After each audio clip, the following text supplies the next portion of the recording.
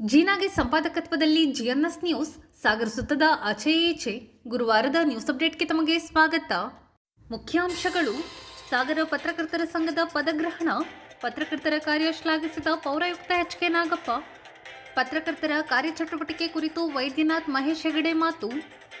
BJP ಮಹಿಳಾ ಮೋರ್ಚಾದಿಂದ ಮಹಿಳಾ ದಿನಾಚರಣೆ, ರಾಷ್ಟ್ರೀಯ ಬಹುಮುಖ ಕ್ರೀಡಾ ಪ್ರತಿಭೆ ಸಿರಿಗೌರಿ ಅವರಿಗೆ ಸನ್ಮಾನ. ಮಹಿಳಾ ದಿನಾಚರಣೆ ಕುರಿತು ಮಧುರಾ ಶಿವಾನಂದ್ ಸಿರಿಗೌರಿ ಸಾಧನೆ ಕುರಿತು ಗಣೇಶ್ ಪ್ರಸಾದ್ ಶ್ರೀನಿವಾಸ್ ಮೇಸ್ತ್ರಿ ಮಾತು. ಮಾರ್ಚ್ 19ರಿಂದ 27ರವರೆಗೆ ಸಾಗರ ಮಹಾಗಣಪತಿ ಜಾತ್ರೆ ತಯಾರಿ ಕುರಿತು ಪೂರ್ವಭಾವಿ ಸಭೆಯಲ್ಲಿ ಮಾಹಿತಿ ನೀಡಿದ ವೀರೇಶ್ ಕುಮಾರ್. ಈಗ ಸುದ್ದಿಯ ವಿವರ. ನಾವು ಮಾಡುವ ಅಭಿವೃದ್ಧಿ, ಒಳ್ಳೆಯ ಕೆಲಸ ಡಂಗೂರ ಸಾರಿಕೊಂಡು ಹೋಗಲು ಬರುವುದಿಲ್ಲ. ಅದನ್ನು ಸಮಾಜಕ್ಕೆ ತಿಳಿಸುವ ಪ್ರಾಮಾಣಿಕ ಕೆಲಸವನ್ನು ಮಾಧ್ಯಮಗಳು ಪರಿಣಾಮಕಾರಿಯಾಗಿ ಮಾಡುತ್ತಿದೆ ಎಂದು ಪೌರಾಯುಕ್ತ ಎಚ್.ಕೆ. ನಾಗಪ್ಪ ತಿಳಿಸಿದರು. ಸಾಗರದ ಪತ್ರಿಕಾ ಭವನದಲ್ಲಿ ಗುರುವಾರ ಕರ್ನಾಟಕ ರಾಜ್ಯ ಕಾರ್ಯನಿರತ ಪತ್ರಕರ್ತರ ತಾಲೂಕು ಸಂಘದ ಪದಗ್ರಹಣ ಕಾರ್ಯಕ್ರಮದಲ್ಲಿ ಪಾಲ್ಗೊಂಡು ಅವರು ಮಾತನಾಡುತ್ತಿದ್ದರು. ಸಂಘದ ಜಿಲ್ಲಾಧ್ಯಕ್ಷ ವೈದ್ಯನಾಥ್ ಕಾರ್ಯಕ್ರಮದ ಅಧ್ಯಕ್ಷತೆ ವಹಿಸಿ ಸಂಘದ ಮಹೇಶ್ ಹೆಗಡೆ ಮಾತನಾಡಿದರು. ಜಿಲ್ಲಾ ಸಂಘದ ಕೋಶಾಧ್ಯಕ್ಷ ರೋಹಿತ್, ಜಿಲ್ಲಾ ವಿಶೇಷ ಆಹ್ವಾನಿತ ಜಿ. ನಾಗೇಶ್, ತಾಲೂಕು ಉಪಾಧ್ಯಕ್ಷ ರವಿನಾಯ್ಡು, ಕೋಶಾಧ್ಯಕ್ಷ ಗಿರೀಶ್ ರಾಯ್ಕರ್ ಇನ್ನಿತರರು ಹಾಜರಿದ್ದರು. ಕಾರ್ಯದರ್ಶಿ ಎಂಜಿ ರಾಘವನ್ ಸ್ವಾಗತಿಸಿದರು. ನಾಗರಾಜ್ ವಂದಿಸಿದರು. ಜಿಲ್ಲಾ ಕಾರ್ಯದರ್ಶಿ ದೀಪಕ್ ಸಾಗರ್ ಕಾರ್ಯಕ್ರಮ ನಿರೂಪಿಸಿದರು. ನಾನು ಬಂದೇ ಬರಬೇಕಿತ್ತು. ಯಾರು ತಾವೀಗ ನಮ್ಮ ತಾಲೂಕು ಪತ್ರಕರ್ತರ ಸಂಘದ ಪದಾಧಿಕಾರಿಗಳಾಗಿ, ಅಧ್ಯಕ್ಷರಾದಿಯಾಗಿ ಪದಾಧಿಕಾರಿಗಳಾಗಿ ತಾವು ನೂತನವಾಗಿ ಆಯ್ಕೆಯಾಗಿದ್ದೀರಿ, ನಿಮ್ಮನ್ನು ಅಭಿನಂದಿಸ್ತಾರೆ. ಹಾಗೆ ತಾವು ನಾನು ಜಾಸ್ತಿ ಮಾತಾಡೋದು ಬೇಡ. ಈಗ ಪ್ರಜಾಪ್ರಭುತ್ವದ 3ನೇ ಅಂಗ ಅಂತ ಪತ್ರಿಕಾ ಮಾಧ್ಯಮವನ್ನು ಹೇಳ್ತಾರೆ. ಇದು ಹೇಳೋ ಉದ್ದೇಶ ಏನಂದರೆ, ಈ ಸಮಾಜಕ್ಕೆ ಏನು ಕಾರ್ಯಾಂಗ ಮತ್ತು ಶಾಸಕಾಂಗ ಏನು ಕಾರ್ಯಗಳನ್ನು ಕೈಗೊಳ್ತದೆ, ಅದರ ಒಳ್ಳೆಯದು ಕೆಟ್ಟದ್ದು ಯಾವುದನ್ನು ಸಮಾಜಕ್ಕೆ, ಜನರಿಗೆ, ಸಾರ್ವಜನಿಕರಿಗೆ ಸಂವಿಧಾನಬದ್ಧವಾಗಿ ತಿಳಿಸ್ತಕ್ಕಂಥ ಒಂದು ಮಾಧ್ಯಮ ಅಥವಾ ಒಂದು ಮೀಡಿಯಾ ಎರಡೂ ಒಂದೇ ನೀವೇ ಆಗಿರ್ತೀವಿ. ಯಾಕಂದ್ರೆ ಈಗ ನಗರಸಭೆ ಅಧ್ಯಕ್ಷರಾಗಿ, ನಗರಸಭೆ ಕಮಿಷನರಾಗಿ ನಾವು ಇಂಥದ್ದನ್ನೆಲ್ಲ ಮಾಡಿದ್ದೀವಿ ಅಂತೇಳಿ ಬೆಂಬಲ ಹೊಡ್ಕೊಂತ ಹೋಗೋಕ್ಕಾಗಲ್ಲ. ಅದು ತಮ್ಮಗಳ ಮುಖಾಂತರನೇ ಸಾರ್ವಜನಿಕರಿಗೆ ತಿಳಿಸ್ತಕ್ಕಂಥ ವಿಚಾರ. ಈ ವಿಚಾರ ತಿಳಿಸ್ತಕ್ಕಂಥಲ್ಲಿ ನನ್ನದೊಂದು ರಿಕ್ವೆಸ್ಟ್ ಏನಂದರೆ, ನಾನು ಸೀನಿಯರ್ ಆಗ್ಬಿಟ್ಟಿದ್ದೀನಿ, ಹೆಚ್ಚಾಗಿ ನಮ್ಮ ಅಖಿಲೇಶ್ ಚಿಪ್ಲಿ ಅವರು ಇದ್ದಾರೆ, ಎಲ್ಲರೂ ಸೀನಿಯರ್ಸೇ ಆಗಿದ್ದೀವಿ. ಆದರೆ ಈಗ ಬದಲಾದ ಈಗ ಮೇಜರ್ಗೆ ನಮ್ಮ ವೈದ್ಯನಾಥ್ ಸರ್ ಅವರು ಹಿರಿಯರು ಅಂದರೆ ಎಲ್ಲ ಪ್ರತಿಯೊಂದು ಏನು ಕ್ಷೇತ್ರದಲ್ಲಿ, ಒಂದು ಕಾರ್ಯಾಂಗ ಇರ್ಬೋದು ಅಥವಾ ಪತ್ರಿಕಾರಂಗ ಇರ್ಬೋದು, ಬೇರೆ ಬೇರೆ ಎಲ್ಲ ರಂಗಗಳು ಸ್ವಲ್ಪ ಚೇಂಜ್ ಆಗ್ತಾ ಇದೆ. ಯಾವ ಥರ ಚೇಂಜ್ ಆಗ್ತಾ ಇದೆ ಅಂದರೆ, ಮೊನ್ನೆ ನಮ್ಮ ವಿಧಾನಸೌಧದಲ್ಲಿ, ವಿಕಾಸಸೌಧದಲ್ಲಿ ಒಂದು ಮೀಟಿಂಗ್ ಇತ್ತು. ಅದರಲ್ಲಿ ನಮ್ಮ ಸಭಾಪತಿಗಳು ಹೊರಟ್ಟಿ ಸಾಹೇಬರು ನಮಗೆಲ್ಲ ಒಂದು ಕಿವಿ ಮಾತನ್ನು ಹೇಳಿದ್ರು. ಎಂಥ ಕಾಲಘಟ್ಟದಲ್ಲಿ ನೀವು ಕೆಲಸ ಮಾಡ್ತಾ ಇದ್ದೀರಿ, ಈ ಮಕ್ಕಳು ಮತ್ತು ಮಹಿಳೆಯರ ಜವಾಬ್ದಾರಿಗಳನ್ನು ನಾವು ನಗರಸಭೆಗೆ ಕೊಟ್ಟಿದ್ದಾರೆ. ಈಗ ಯಾಕೆ ಕೊಟ್ಟಿದ್ದೀವಿ ಅಂತ ಅವರು ಎಲ್ಲ ಕಮಿಷನ್ಸ್ ಕರೆದಾಗ ಅವ್ರು ಹೇಳಿದರು. ಈಗ ಎಂಥ ಕಾಲಘಟ್ಟ ಇದೆ ಅಂದರೆ, ಜನ ಶಾಸಕಾಂಗ ಮತ್ತು ಕಾರ್ಯಾಂಗದ ಮೇಲೆ ಎಷ್ಟು ನಂಬಿಕೆ ಇಟ್ಟಿದ್ದಾರೆ ಅಂದರೆ, ಎಷ್ಟು ಗೊಂದಲದಲ್ಲಿದ್ದಾರೆ ಅಂದರೆ, ಎಷ್ಟು ಅಪನಂಬಿಕೆಯಲ್ಲಿದ್ದಾರೆ ಅಂದರೆ, ಸಣ್ಣ ಒಂದು ವರ್ಡ್ ಹೇಳಿದ್ರು ಸರ್. ಒಂದು ಕಾಡ್ ಇರುತ್ತೆ, ಆ ಕಾಡಲ್ಲಿ ಒಂದು ಎಮ್ಮೆ ಓಡೋಗ್ತಾ ಇರ್ತದೆ. ಇಲ್ಲಿ ಇರುತ್ತೆ, ಇಲ್ಲಿ ಕೇಳುತ್ತಂತೆ, ನಿನಗೇನಾಗಿದೆ, ಯಾಕೆ ಓಡ್ತಾ ಇದೀಯ ಅಂತ ಎಮ್ಮೆ ಕೇಳ್ತಕ್ಕಂತೆ. ಆವಾಗ ಇಲ್ಲಿ ಎಮ್ಮೆ ಹೇಳುತ್ತೆ ಇಲ್ಲಿಗೆ, ಇಲ್ಲ ಮಾರಾಯ, ಫಾರೆಸ್ಟ್ ಆನೆ ಹಿಡಿಯಕ್ಕೆ ಬಂದ್ಬಿಟ್ಟಿದ್ದಾರೆ, ಕಾರ್ಯಾಚರಣೆ ಮಾಡ್ತಾ ಇದ್ದಾರೆ ಅಂತ. ಅದಕ್ಕೂ ನಿನಗೆ ಏನು ಸಂಬಂಧ? ನೀ ಎಮ್ಮೆ ಅಂತ ಹೇಳಿದ್ರೆ ನೀನೆಲ್ಲ ಹೆಚ್ಚಿದ್ಯೋ ಮಾರಾಯ, ಎಲ್ಲ ಚೇಂಜ್ ಆಗ್ಯಾವ. ಈಗ ನನ್ನೇನಾದ್ರು ಅವ್ರು ಆನೆ ಅಂತ ಹಿಡ್ಕೋದ್ರೆ, ನಾನು ಆನೆ ಅಂತ ಸಾಬೀತು ಮಾಡೋಕ್ಕೆ ಈಗಿನ ವ್ಯವಸ್ಥೆ ನಂಗೆ 20 ವರ್ಷ ಬೇಕು ಅಂತಂತೆ ಎಮ್ಮೆ. ನಾನು ಆನೆ ಅಲ್ಲ, ನಾನು ಎಮ್ಮೆ ಅಂತ ಸಾಬೀತು ಮಾಡೋದಕ್ಕೆ 20 ವರ್ಷ ನನ್ನ ಆಯಸ್ ಕಳೆದೋಗ್ಬಿಡ್ತೈತೆ. ಮತ್ತು ಇನ್ನೂ ಎಲ್ಲರೂ ಆನೆ ಮರಿ ಅಂತ ಹಿಡ್ಕೊಬಿಡೋರು ಸಣ್ಣಕ್ಕಿರ್ತಕ್ಕಲ್ಲ, ಮೂತಿ ಎಲ್ಲ ಇರುತ್ತೆ, ನೀನು ಇಲ್ಲಿಂದ ಓಡಿ ಹೋಗುವಂಥದ್ದು, ಅದು ಇದಕ್ಕಿಂತ ಮುಂಚೆ ಓಡಿ ಹೋಗುತ್ತಂತೆ. ಅಂದರೆ ವ್ಯವಸ್ಥೆ ಮೇಲೆ ಜನ ನಂಬಿಕೆನೂ ಇಟ್ಕೊಂಡಿದ್ದಾರೆ, ಅಪನಂಬಿಕೆನೂ ಇಟ್ಕೊಂಡಿದ್ದಾರೆ. ಮತ್ತು ಎಲ್ಲರೂ ವಾಸ್ತವದ ಅರಿವು ಇಟ್ಕೊಳ್ಳೋದಿಲ್ಲ. ತಕ್ಷಣ ಅವರ ಹಕ್ಕುಗಳ ವಿಚಾರ ಬಂದಾಗ ನಮ್ಮದು ಒಂದು ಕರ್ತವ್ಯ ಇದೆ ಅಂತೇಳಿ ಯಾರು ಈ ಕಾಲದಲ್ಲಿ ಯೋಚನೆ ಮಾಡೋದಿಲ್ಲ. ಅದೇ ತಮ್ಮಿಂದ ನಾನು ನಿರೀಕ್ಷೆ ಮಾಡೋದಿಷ್ಟೇ. ಒಂದು ನಮ್ಮ ನಗರಸಭೆ ಅಷ್ಟೇ ಹೇಳ್ಬೋದು. ನಾನು ಒಂದು ವರದಿ ಇನ್ನೊಂದನ್ನು ಮಾಡಬೇಕಾದ್ರೆ ನಮ್ಮನ್ನು ಕೇಳಿ ಈ ಒಂದು ಸಮಾರಂಭ ಮಾಡ್ತಾ ಇರ್ತಕ್ಕಂಥ ಕಾರಣಕ್ಕಾಗಿ ನಮ್ಮ ಜಿಲ್ಲಾ ಸಮಿತಿಗೆ ಮೊದಲದಾಗಿ ಸಭೆಯನ್ನು ಕೊಟ್ಟ ಸ್ನೇಹಿತರೆ ಮಾತಾಡೋದ್ರಲ್ಲಿ ತುಂಬಾ ವಿಷಯಗಳಿದೆ. ಆದರೆ ಕೆಲವೊಂದು ವಿಚಾರಗಳನ್ನ ನಾನು ಹೇಳ್ತಾ ಇದ್ದೀನಿ. ಅದೇನೆಂದ್ರೆ, ಈಗ ನೂತನವಾಗಿ ನನಗೆ ಕಳೆದ 3 ತಿಂಗಳಿಂದ ನಾಗೇಶ್ ಅವರ ಅಧ್ಯಕ್ಷ ಸ್ಥಾನದಿಂದ ನನಗೆ ಎಲ್ಲ ಸಂದರ್ಭದಲ್ಲಿ ನಾನು ಅಧ್ಯಕ್ಷನಾಗಿ ಆಯ್ಕೆಯಾಗಿದ್ದೆ. ತಾಲೂಕು ಸಂಘದ ಅಧ್ಯಕ್ಷರಾಗಿ ಆಯ್ಕೆಯಾಗಿದ್ದೇನೆ. ಅದರಂತೆ ನಮ್ಮ ಎಂ.ಜಿ. ಅವರು, ಲೋಕೇಶ್ ಅವರು, ಹಾಗೆ ರವೀಂದ್ರ ಹೀಗೆ ನಮ್ಮ ಒಂದು ತಂಡ ನಾವು ಒಂದು ರಚನೆ ಆಗಿದೆ. ಈ ರಚನೆ ಆದಂಥ ಸಂದರ್ಭದಲ್ಲಿ ಜಿಲ್ಲಾ ಸಂಘವು ಕೂಡ ಪದಗ್ರಹಣ ಸಮಾರಂಭದಲ್ಲಿ ಅಧ್ಯಕ್ಷತೆ ಮತ್ತು ಕಾರ್ಯದರ್ಶಿಯನ್ನು ಕರೆಬಿಟ್ಟು ನಮಗೆ ನಾವು ಆಯ್ಕೆಯಾದಂಥ ಪತ್ರವನ್ನು ಕೂಡ ಕೊಟ್ಟಿದ್ದಾರೆ. ಇನ್ನು ಸಂಘ ವಿಚಾರವಾಗಿ ಅನೇಕ ಕೆಲಸ ಕಾರ್ಯಗಳು ಕೂಡ ಆಗಬೇಕಾಗಿದೆ. ತಾಲೂಕು ಸಂಘದ ಮಕ್ಕಳಿಗೆ ನಿಮಗೆಲ್ಲರೂ ಗೊತ್ತಿದೆ ಏನೇನು ಸಮಸ್ಯೆ ಇದೆ, ತಾಲೂಕಿನಿಂದ ಹೇಗೆ ನಡೆಸಬೇಕು, ಎಷ್ಟು ಕಷ್ಟ ಇದೆ ತಾಲೂಕನ್ನು ನಡೆಸುವಂಥದ್ದು ಎಲ್ಲದಕ್ಕೂ ನಿಮಗೆ ಸ್ವತಃ ನಮ್ಮ ಜೊತೆಗಿದ್ದು ಕಳೆದ ನಾನು ಮುಂದೆ ಕಾರ್ಯದರ್ಶಿ ಆಗಿದೆ. ಅವರಿಂದ ಇವತ್ತಿನ ಕೂಡ ಇಲ್ಲಿ ಜೊತೆಗೆ ಏನೇನು ಬೆಳವಣಿಗೆ ನಡೆದಿರೋದನ್ನ ಹೊಸದಾಗಿ ನಾವು ಹೇಳುವಂಥದ್ದು ವಿಷಯ ಇಲ್ಲ. ಅದೆಲ್ಲವೂ ನಿಮ್ಗೆ ಗೊತ್ತಿದೆ. ನಮ್ಮ ಕೈಲಾದಂಥ ಕೆಲಸವನ್ನು ಪ್ರಾಮಾಣಿಕವಾಗಿ ನಾವು ಅವತ್ತಿನ ಇವತ್ತೊಂದು ಮಾಡ್ತಾ ಬರ್ತೇವೆ. ಮುಖ್ಯವಾಗಿ ನಾನು ಯಾಕೆ ಪ್ರಸ್ತಾವಿತದಲ್ಲಿ ಒಂದು ವಿಷಯವನ್ನು ಹೇಳಬೇಕಾಗಿದೆ. ಇವತ್ತೇನಾದ್ರೂ ನಾವು ಇವತ್ತು ಈ ಒಂದು ಕಟ್ಟಡದಲ್ಲಿ ಇದ್ದು ಮಾತಾಡ್ತಾ ಇದ್ದೀವಿ ಅಂತಂದ್ರೆ ಅದಕ್ಕೆ ನಮ್ಮ ಹೋರಾಟಗಾರರಿಂದ ನಾಲ್ಕು ಕಾರಣ. ಯಾಕೆಂತಂದ್ರೆ ಈಗ ಸಂಪೂರ್ಣವಾಗಿ ರಾಷ್ಟ್ರೀಯ ಇರ್ಬೋದು ಇವರು ಅಂತ ಅಂದೇನೆ ಎಲ್ಲರನ್ನೂ ಒಟ್ಟುಗೂಡಿಸ್ಕೊಂಡು ಅವರ ಕುಟುಂಬ ನಮ್ಮ ಕುಟುಂಬ ಎಲ್ಲ ಸೇರಿ ಒಂದು ಕ್ರೀಡಾಕೂಟವನ್ನು ಮಾಡೋಣ ಅಂತ ಹೇಳಿ ಈಗ ಒಂದು ಈ ಏಪ್ರಿಲ್ ಇದು ಎಕ್ಸಾಮ್ ಏನು ಮುಗಿಯುತ್ತೆ ಅದು ಮುಗಿದ್ಮೇಲೆ ಅದನ್ನ ಮಾಡೋಣ ಅಂತ ಇದ್ದೀವಿ. ಆ ಟೈಮ್ನಲ್ಲೂ ಕೂಡ ನೀವೆಲ್ಲರೂ ನಿಮ್ಮ ಕುಟುಂಬದ ಸಮೇತ ಬರಬೇಕು, ಅಲ್ಲಿಗೆ ಬಂದು ಆ ಕ್ರೀಡಾಕೂಟದಲ್ಲಿ ಭಾಗಿಯಾಗಬೇಕು ಅಂತ ವಿನಂತಿಯನ್ನ ಮಾಡ್ತೀವಿ. ಆಮೇಲೆ ಒಂದು ಅಧ್ಯಯನ ಪ್ರವಾಸ ಮಾಡೋಣ ಅಂತ ಇದೆ. ಈ ಪ್ರವಾಸ ಮತ್ತು ಕ್ರೀಡಾಕೂಟದಿಂದ ಒಡೆದ ಮನಸ್ಸುಗಳೆಲ್ಲ ಒಂದಾಗೋದಕ್ಕೆ ಸಾಧ್ಯ ಇದೆ. ಅದು ಕಾರಣಗಳು ಏನೇನು ಇರ್ತೀವಿ, ನಾವೇನು ಸಾವಿರಾರು ವರ್ಷ ಬದುಕೋದಿಲ್ಲ. ಈಗಾಗಲೇ ಆಲ್ಮೋಸ್ಟ್ ನಿಯರೆಸ್ಟ್ ಪಾಯಿಂಟ್ ಅಲ್ಲಿ ಇದೀವಿ ಹೆಚ್ಚು ಕಡಿಮೆ. ಹಾಗಿದ್ದಾಗ ನಾವು ಯಾಕೆ ಇನ್ನೂ ಆ ಅಸಮಾಧಾನದ ಧಗೆಯಲ್ಲಿ ಬೇಯಬೇಕು? ಆಯ್ತು, ಆಗಿದ್ದಾಗೋಗಿದೆ. ಈಗ ನಾವು ಒಂದಾಗಲೇ ನಮ್ಮ ಸಂಘಟನೆಯನ್ನ ಬಲಪಡಿಸ್ತಾ ಇದ್ರೆ ನಾಳೆ ಮೂರನೇವ್ರು ಯಾರೋ ಅಡ್ವಾಂಟೇಜ್ ತಗೊಳ್ತಾರೆ. ಅದಾಗೋದು ಬೇಡ ಅನ್ನೋ ಕಾರಣಕ್ಕೋಸ್ಕರ ಕ್ರೀಡಾಕೂಟ, ಪ್ರವಾಸ ಇದ್ರ ಮೂಲಕ ಮನಸ್ಸನ್ನು ಒಂದು ಮಾಡುವಂಥ ಪ್ರಯತ್ನವನ್ನು ನಾವು ಈಗಾಗಲೇ ಮಾಡ್ತಾ ಇದ್ದೀವಿ. ಆ ನಿಟ್ಟಿನಲ್ಲೂ ಕೂಡ ನೀವೆಲ್ಲರೂ ಕೂಡ ಸಹಕರಿಸಬೇಕು ಅಂತೇಳಿ ವಿನಂತಿಯನ್ನು ಮಾಡ್ತೀನಿ. ಅದ್ರದ್ದು ಶೆಡ್ಯೂಲ್ ಕೂಡ ನಿಮಗೆ ಸದ್ಯದಲ್ಲೇ ಬರುತ್ತೆ. ಇದೆಲ್ಲದಕ್ಕಿಂತ ಜೊತೆಗೆ ಪ್ರಸ್ತಾಪ ಮಾಡಿದ್ರು ಮಹೇಶ್ ಹೆಗಡೆ ಅವರು, ಪತ್ರಕರ್ತರಲ್ಲಿ ಬರೆಯುವ ಮತ್ತು ವಿಮರ್ಶೆ ಮಾಡುವ ಇದನ್ನ ಗುಣವನ್ನು ಪ್ರೋತ್ಸಾಹಿಸಬೇಕು ಅನ್ನೋ ಕಾರಣಕ್ಕೆ ತಿಂಗಳ ಪತ್ರಕರ್ತ ಅಂತ ಒಂದು ಪ್ರಶಸ್ತಿಯನ್ನು ನಾವು ಪ್ರಕಟ ಮಾಡಿದ್ವಿ. ಅದು ಕೇವಲ ಶಿವಮೊಗ್ಗಕ್ಕೆ ಮಾತ್ರ ಸೀಮಿತ ಅಲ್ಲ, ಇಡೀ ಜಿಲ್ಲೆಗೆ ಸೀಮಿತ ಆಗಿದೆ. ಆ ಒಂದು ಪರ್ಟಿಕ್ಯುಲರ್ ತಿಂಗಳಲ್ಲಿ ಅದರದ್ದು ನಿಮಗೆ ಪ್ಯಾರಾಮೀಟರ್ ಬರುತ್ತೆ. ಒಂದು ಪರ್ಟಿಕ್ಯುಲರ್ ತಿಂಗಳಲ್ಲಿ ನೀವು ಬರೆದಿರುವ ಬೈಲೈನ್ ಇರುವಂತಹ ಒಂದು ವಿಮರ್ಶೆಯೋ, ಒಂದು ವಿಶೇಷ ಸುದ್ದಿಯೋ ಅಥವಾ ವಿಶೇಷ ಲೇಖನವೋ ಯಾವುದಿದೆಯೋ ಅದನ್ನ ಪರಿಗಣನೆ ಮಾಡಿ ಅದಕ್ಕೆ ಒಂದು ಪ್ರಶಸ್ತಿಯನ್ನು ಕೊಡುವಂತ ಪ್ರಯತ್ನ. ಅದಕ್ಕಾಗಲೇ ನಾವು ಸ್ಪಾನ್ಸರ್ನ ಹುಡುಕಿದ್ದೀವಿ. ಅದಕ್ಕೆ ಏನೇನು ಬೇಕೋ ಅದನ್ನ ವ್ಯವಸ್ಥೆ ಎಲ್ಲ ಮಾಡ್ಕೊಂಡಿದ್ದೀವಿ. ಸದ್ಯದಲ್ಲೇ ಅದರ ಬಗ್ಗೆ ನಿಮಗೆ ಡೀಟೇಲ್ಸ್ ಬರುತ್ತೆ. ಅದನ್ನು ಕೂಡ ನೀವು ಅದರಲ್ಲೂ ನೀವು ಸಕ್ರಿಯವಾಗಿ ಸ್ಪರ್ಧಾತ್ಮಕವಾಗಿ ಪಾಲ್ಗೊಳ್ಬೇಕು ಅಂತ ವಿನಂತಿ ಮಾಡ್ತೀವಿ. ಈ ಸತಿ ನಿಮ್ಮಲ್ಲೇ ಯಾರಿಗೋ ಒಬ್ರಿಗೆ ಬಂದ್ರೆ ಈ ಸತಿ ಅವ್ರಿಗೆ ಬಂದಿದೆ, ಮುಂದಿನ ಸತಿ ನಮಗೆ ಬರಬೇಕು ಅನ್ನುವಂಥ ಕ್ರೀಡಾ ಮನೋಭಾವ ಬರಬೇಕು. ಆ ನಿಟ್ಟಿನಲ್ಲೂ ಕೂಡ ಕೆಲಸ ಮಾಡಬೇಕು ಅಂತ ನಾವು ಅಂದ್ಕೊಂಡಿದ್ದೀವಿ. ಮಹಿಳೆ ಅಡುಗೆ ಮನೆಯಿಂದ ಅಂತರಿಕ್ಷದವರೆಗೂ ವಿಶೇಷ ಸಾಧನೆ ಮಾಡುತ್ತಿದ್ದಾಳೆ. ಮಹಿಳಾ ಶಕ್ತಿಯನ್ನು ಇನ್ನಷ್ಟು ಉಜ್ವಲಗೊಳಿಸುವ ಕೆಲಸವನ್ನು ಕೇಂದ್ರ ಸರ್ಕಾರ ಮಾಡುತ್ತಿದೆ ಎಂದು ಬಿಜೆಪಿ ಜಿಲ್ಲಾ ಮೋರ್ಚಾದ ಅಧ್ಯಕ್ಷೆ ಮಧುರಾ ಶಿವಾನಂದ್ ತಿಳಿಸಿದರು. ಸಾಗರದ ಬಿಜೆಪಿ ಕಚೇರಿಯಲ್ಲಿ ಗುರುವಾರ ಮಹಿಳಾ ಮೋರ್ಚಾದ ವತಿಯಿಂದ ಹಮ್ಮಿಕೊಳ್ಳಲಾಗಿದ್ದ ಮಹಿಳಾ ದಿನಾಚರಣೆ ಕಾರ್ಯಕ್ರಮದಲ್ಲಿ ಪಾಲ್ಗೊಂಡು ಅವರು ಮಾತನಾಡುತ್ತಿದ್ದರು. ಬಿಜೆಪಿ ನಗರ ಮಂಡಲಾಧ್ಯಕ್ಷ ಕೆಆರ್ ಗಣೇಶ್ ಪ್ರಸಾದ್, ಆರ್ ಶ್ರೀನಿವಾಸ್ ಮಾತನಾಡಿದರು.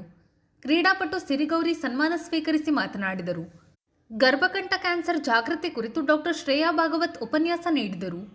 ಬಿಜೆಪಿ ಮಹಿಳಾ ಮೋರ್ಚಾ ಅಧ್ಯಕ್ಷೆ ಗಾಯತ್ರಿ ಮಲ್ಲೇಶ್ ನಾಯ್ಕ್ ಕಾರ್ಯಕ್ರಮದ ಅಧ್ಯಕ್ಷತೆ ವಹಿಸಿದ್ದರು. ವೇದಿಕೆಯಲ್ಲಿ ಆರ್ ಶ್ರೀನಿವಾಸ್, ಭಾವನಾ ಸಂತೋಷ್, ಪ್ರೇಮಾ ಸಿಂಗ್, ಪದ್ಮಾ ಜೈನ್, ಸುವರ್ಣ ಟೀಕಪ್ಪ, ಮೈತ್ರಿ ವಿ ಪಾಟೀಲ್ ಇನ್ನಿತರರು ಹಾಜರಿದ್ದರು. ರಂಜನಾ ಸುರೇಶ್ ಮತ್ತು ತಂಡದವರು ಪ್ರಾರ್ಥಿಸಿದರು. ಕವಿತಾ ಶರತ್ ಸ್ವಾಗತಿಸಿದರು. ಶ್ವೇತಾ ಸಂತೋಷ್ ಕಾರ್ಯಕ್ರಮ ನಿರೂಪಿಸಿದರು. ಶುಭ ಸಮಾರಂಭದಲ್ಲಿ ನಾವೆಲ್ಲ ಸೇರ್ಕೊಂಡಿದ್ದೇವೆ.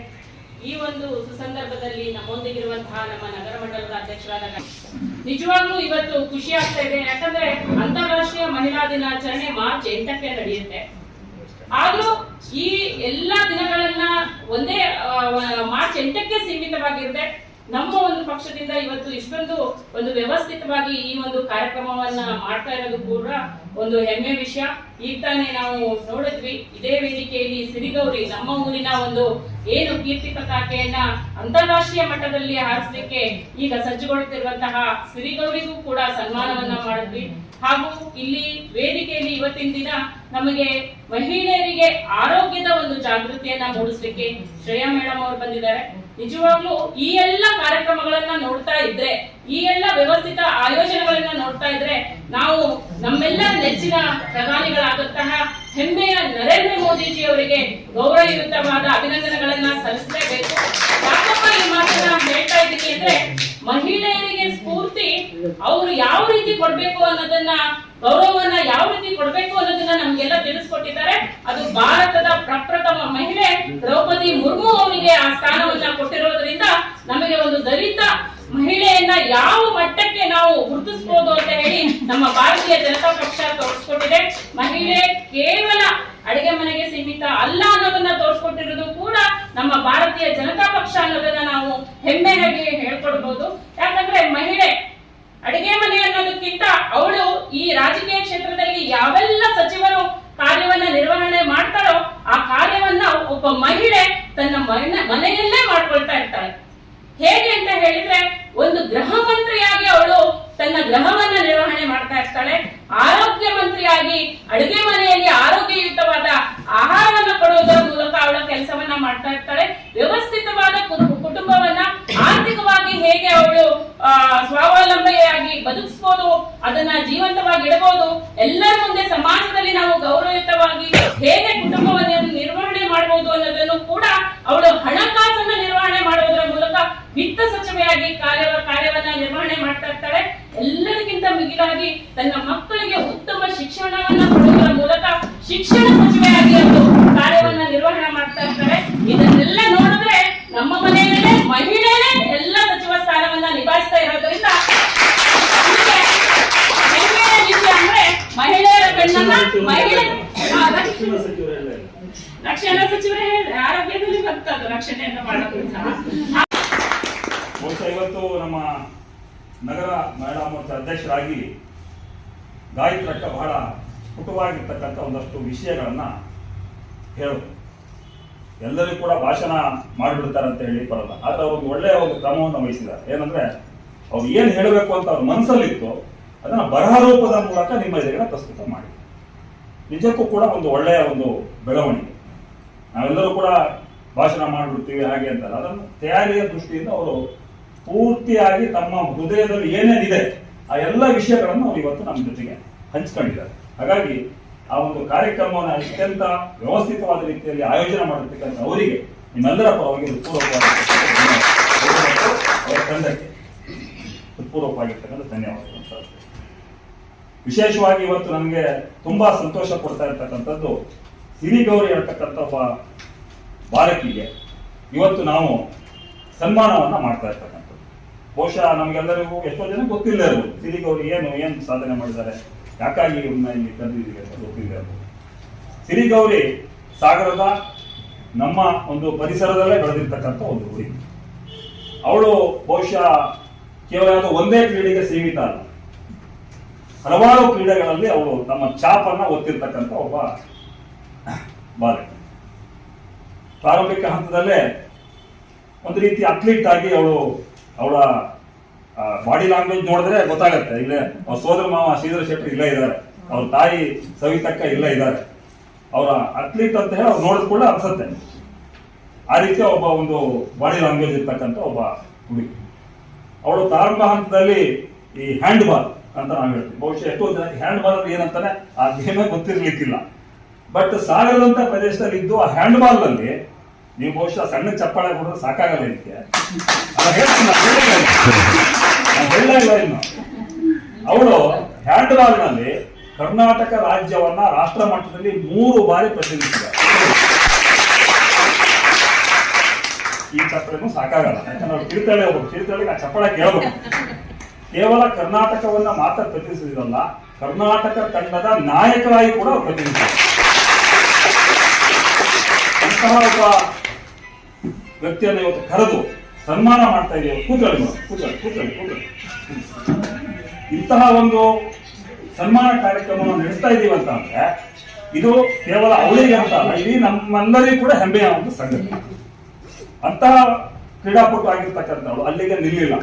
ಹ್ಯಾಂಡ್ ಬಾಲ್ ಆಯ್ತು. ಅಷ್ಟೊತ್ತಿಗೆ ನಮ್ಮ ಒಬ್ಬ ಸ್ನೇಹಿತರು ಅತ್ತಿಗೆ ಅಂತ ಅವ್ರೀಗ ದೈವಾಧೀನ ಆಗಿದ್ದಾರೆ. ಆ ವ್ಯಕ್ತಿ ಅವರನ್ನ ಕ್ರಿಕೆಟ್ ಕ್ಷೇತ್ರಕ್ಕೆ ಕರ್ಕೊಂಡು ಕ್ರಿಕೆಟ್ ಕ್ಷೇತ್ರಕ್ಕೆ.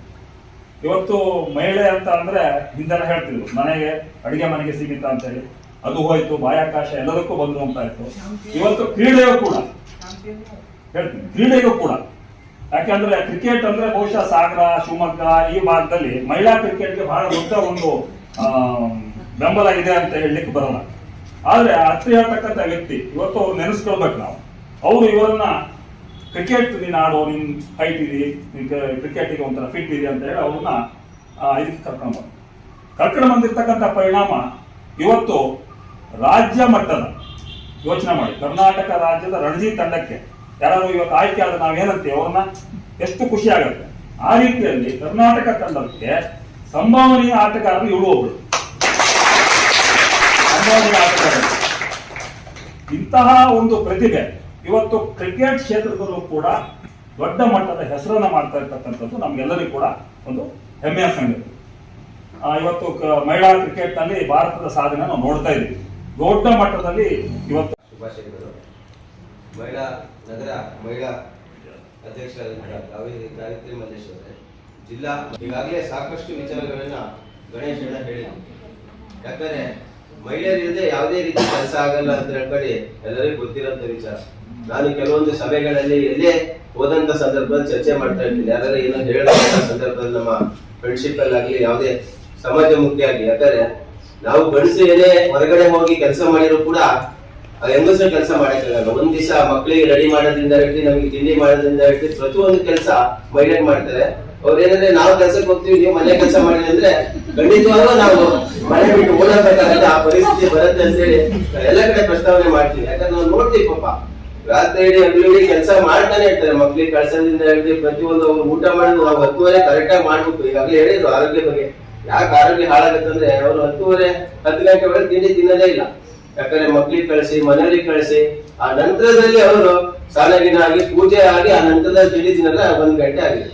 ಆ ರೀತಿ ಎಲ್ಲ ಮಹಿಳೆಯರು ಕೂಡ ಆ ರೀತಿ ಮಾಡ್ತಾರೆ. ಹಾಗಾಗಿ ಇವತ್ತು ಹೇಳಿದ್ರು, ಈಗ ನಮ್ಮ ನಗರಸಭೆಯಲ್ಲಿ 5 ವರ್ಷ ಅವಧಿಯಲ್ಲಿ ನಮಗೆ ಅವಧಿ ಕಮ್ಮಿ ಸಿಕ್ಕಿದ್ರು ಕೂಡ ಸಾಕಷ್ಟು ಅವಧಿ ಮಹಿಳೆಯರಿಗೆ 5 ವರ್ಷ, ನಾವು ಪುರುಷರು ಜಾಸ್ತಿ ಇದ್ರು ಕೂಡ ಅವರಿಗೆ ಅವಕಾಶವನ್ನು ನಾವು ಮಾಡ್ಕೊಂಡಿದ್ವಿ. ಉಪಾಧ್ಯಕ್ಷರು ಜೆನ್ಸಿಗೆ ಆಗಂತ ಅವಕಾಶ ಇತ್ತು, ಅದು ನಾವು ಸವಿತಾ ಅವರಿಗೆ ಉಪಾಧ್ಯಕ್ಷ ಮಹಿಳೆಯರೇ ಇರ್ಲಿ ನಮ್ಮಲ್ಲಿ ಅಂತ ಹೇಳಿ ಆ ರೀತಿಯ ಒಂದು ಅವಕಾಶಗಳನ್ನು ಮಾಡಿದ್ವಿ ಇವತ್ತು. ಹಾಗಾಗಿ ಮಹಿಳೆಯರು ಎಲ್ಲ ರಂಗದಲ್ಲೂ ಕೂಡ 50% ಕೆಲಸವನ್ನು ಮಾಡ್ತಾ ಇದ್ದಾರೆ. ಯಾವುದ್ರಲ್ಲೂ ಕಮ್ಮಿ ಇಲ್ಲ ಅನ್ನೋದಕ್ಕೆ ಈಗಾಗಲೇ ಹೇಳಿದ್ರು ಮೇಡಮ್ ಇವರ ಬಗ್ಗೆ ಹೇಳಿದ್ರು. ಒಳ್ಳೆ ಸಾಧನೆಯಲ್ಲಿ ಇವತ್ತು ಅಂತಾರಾಷ್ಟ್ರೀಯ ಮತ್ತು ಸಿರಿ ಗೌರಿ ಅವ್ರ ಬಗ್ಗೆ ಸಾಕಷ್ಟು ವಿಚಾರಗಳನ್ನ ಗಣೇಶಣ್ಣ ಹೇಳಿದ್ರು. ನಿಜಕ್ಕೂ ಖುಷಿ ಆಗುತ್ತೆ. ಇಂಥ ಒಬ್ರು ಸಾಧನೆಯನ್ನು ಮಾಡುವಂತವರಿಗೆ ನಮ್ಮ ಭಾರತೀಯ ಜನತಾ ಪಾರ್ಟಿ ಯಾವತ್ತೂ ಕೂಡ ಅವ್ರು ಯಾವ ಮಟ್ಟಕ್ಕೆ ಹೋಗೋದಕ್ಕೂ ಕೂಡ ನಮ್ಮ ಒಂದು ಸಹಕಾರ ಪಕ್ಷದ ಕಡೆಯಿಂದ ಇರುತ್ತೆ. ನಾವು ವೈಯಕ್ತಿಕವಾಗಿ ಕೂಡ ಏನಾದ್ರೆ ಬೇಕಾದ್ರೆ ಅವರಿಗೆ ಸನ್ಮಾನ ಮಾಡಿದ್ರೆ ಥ್ಯಾಂಕ್ ಯು. ಅಂಡ್ ನಾನು ಮೇಜರ್ಲಿ ಹೇಳ್ಬೇಕಂದ್ರೆ ಅಮ್ಮಂಗೆ ಮತ್ತು ಮಾಮಗೆ ನಾನು ಎಲ್ಲಿಗೆ ಹೋಗ್ತೀನಿ ಅಂದ್ರೂ ಸಪೋರ್ಟ್ ಮಾಡಿ ಕಳಿಸ್ತಾರೆ. ರಾಕ್ ಕ್ಲೈಂಬಿಂಗ್ ಹೋಗ್ಬೇಕಂತ ಜಸ್ಟ್ ಅದೇನೋ ಬಂತು ಎಲ್ಲೋ ಕೇಳಿದೆ. ಅಮ್ಮ ಮಾವ ಇಬ್ರು ಸಪೋರ್ಟ್ ಕೊಟ್ಬಿಟ್ಟು ಇಲ್ಲ ಒಬ್ಬ ಇನ್ನು ಅಮ್ಮನೇ ಒಂದ್ಸಲ ಬೇಡ ಅಂದ್ರು ಮಾವನೇ ಇಲ್ಲ ಹೋಗಿ ಬರ್ಲಿ ಎಲ್ಲ ಕಡೆ ನೋಡಿ ಎಲ್ಲ ಗೊತ್ತಾಗಿ ಅಂತ ಹೆಲ್ಪ್ ಮಾಡ್ತಾರೆ. ಅಂಡ್ ಇನ್ನೊಂದು ಹೇಳಿದ್ರೆ ಬೈತಾರೆ ಗೊತ್ತು ನನಗೆ. ನಂಗೆ ತುಂಬಾ ವರ್ಷದಿಂದ ಕನ್ಸಿದ್ದು ಬೈಕ್ ಓಡಿಸ್ಬೇಕು, ಮೋಟೋ ಬ್ಲಾಗಿಂಗ್ ಮಾಡ್ಬೇಕಂತ. ಹುಡುಗಿರಿಗೆ ಸಪೋರ್ಟ್ ಮಾಡಲ್ಲ ತುಂಬಾ ಕಡೆ, ಬಟ್ ಮಾವ ಸಪೋರ್ಟ್ ಮಾಡಿ ಅವರೇ ನನಗೆ ಬೈಕ್ ಕೊಡ್ಸಿ ರೀಸೆಂಟ್ಲಿ. ಸೊ ಅಚೀವ್ಮೆಂಟ್ಸ್ ಅವ್ರಿದ್ರೆ ಸಪೋರ್ಟ್ ಮಾಡ್ತಾರೆ. ಎಲ್ಲರಿಗೂ ಥ್ಯಾಂಕ್ ಯು. ಇತಿಹಾಸ ಪ್ರಸಿದ್ಧ ಮಹಾಗಣಪತಿ ಜಾತ್ರೆಯು ಮಾರ್ಚ್ 19ರಿಂದ ಮಾರ್ಚ್ 27ರವರೆಗೆ ನಡೆಯಲಿದೆ ಎಂದು ಉಪವಿಭಾಗಾಧಿಕಾರಿ ವೀರೇಶ್ ಕುಮಾರ್ ತಿಳಿಸಿದರು. ಸಾಗರದ ಉಪವಿಭಾಗಾಧಿಕಾರಿಗಳ ಕಚೇರಿ ಸಭಾಂಗಣದಲ್ಲಿ ಗುರುವಾರ ಮಹಾಗಣಪತಿ ಜಾತ್ರೆ ಹಿನ್ನೆಲೆಯಲ್ಲಿ ಕರೆಯಲಾಗಿದ್ದ ಪೂರ್ವಭಾವಿ ಸಭೆಯ ಅಧ್ಯಕ್ಷತೆ ವಹಿಸಿ ಅವರು ಮಾತನಾಡುತ್ತಿದ್ದರು. ತಹಶೀಲ್ದಾರ್ ರಶ್ಮಿ ಹಾಲೇಶ್, ಎಎಸ್ಪಿ ಡಾಕ್ಟರ್ ಬೆನಕಪ್ರಸಾದ್, ಕಾರ್ಯನಿರ್ವಹಣಾಧಿಕಾರಿ ಶಿವಪ್ರಕಾಶ್, ದೇವಸ್ಥಾನ ವ್ಯವಸ್ಥಾಪನಾ ಸಮಿತಿ ಅಧ್ಯಕ್ಷ ಟಿವಿ ಪಾಂಡುರಂಗ, ವಿದ್ವಾನ್ ಜಗದೀಶ್ ಭಟ್, ಪುಲ್ಲಯ್ಯ ರಾಥೋಡ್, ಎಚ್ಕೆ ನಾಗಪ್ಪ ಇನ್ನಿತರರು ಹಾಜರಿದ್ದರು. ಈಗಾಗಲೇ 19ನೇ ತಾರೀಕಿಂದ 27ನೇ ತಾರೀಕಿನ ತನಕ ನಡೀತಕ್ಕಂಥ ನಮ್ಮ ಸಾಗರದ ಮಹಾಗಣಪತಿ ದೇವಸ್ಥಾನದ ಮಹಾಜಾತ್ರೆ ಪ್ರಯುಕ್ತ ಪೂರ್ವಭಾವಿಯಾಗಿ ಅಧಿಕಾರಿಗಳ ಜೊತೆ ಚರ್ಚೆ ಮಾಡ್ಕೊಂಡಿದ್ದೀವಿ. ಈ ಹಿಂದೆನೂ ಕೂಡ ಪ್ರತಿಯೊಬ್ಬ ಅಧಿಕಾರಿಗಳಿಗೆ ಮತ್ತು ಪ್ರತಿಯೊಂದು ಸಮಿತಿಗಳಿಗೆ ಸಂಚಾಲಕರನ್ನ ಏನು ನಿಯೋಜನೆ ಮಾಡಿತ್ತು, ಅದೇ ನಿಟ್ಟಿನಲ್ಲಿ ಈ ಸರ್ತಿ ಕೂಡ ಪ್ರತಿಯೊಬ್ಬ ಸಂಚಾಲಕರಿಗೂ ಮತ್ತು ಉಸ್ತುವಾರಿ ಅಧಿಕಾರಿಗಳಿಗೂ ಕೂಡ ಅವರವರ ಜವಾಬ್ದಾರಿಗಳನ್ನ ಅರ್ಥ ಮಾಡಿಸಿ ಒಟ್ಟಾರೆಯಾಗಿ ಎಲ್ಲದರ ಮೇಲುಸ್ತುವಾರಿನ ಮತ್ತು ಎಲ್ಲ ಅಧಿಕಾರಿಗಳ ಜೊತೆ ಸಮನ್ವಯ ಸಾಧಿಸೋ ನಿಟ್ಟಿನಲ್ಲಿ ವ್ಯವಸ್ಥಾಪನಾ ಸಮಿತಿ ಅಧ್ಯಕ್ಷರು ಮತ್ತು AC ಅವರು, ತಹಸೀಲ್ದಾರ್ ಅವರು, ASP ಅವರು ಮತ್ತು ಇಒ ಎಲ್ಲರನ್ನೂ ಒಳಗೊಂಡಂತೆ ತಾಲೂಕು ಆಡಳಿತ ವ್ಯವಸ್ಥೆಯಿಂದ ಈಗಾಗಲೇ ಎಲ್ಲ ರೀತಿಯ ತಯಾರಿಗಳನ್ನು ಕೂಡ ಮಾಡ್ಕೊಂಡಿದ್ದೀವಿ.